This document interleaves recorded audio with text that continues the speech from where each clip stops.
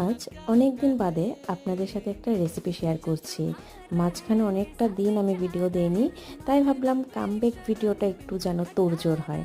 তাই আপনাদের জন্য নিয়ে আসলাম আজকে আমি পাঞ্জাবি চিকেন ভর্তা।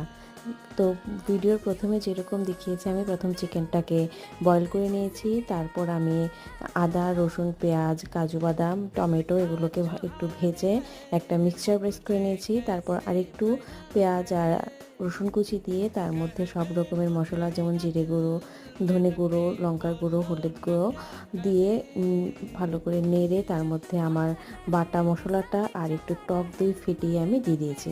তারপর ভালো করে কষানোর পর আমি দিয়ে দিয়েছি একটু চিনি, আর আমার সেদ্ধ করা চিকেনগুলোকে দিয়ে ভালো করে নাড়িয়ে তার মধ্যে আমি একটু জল দিয়ে দিয়েছি।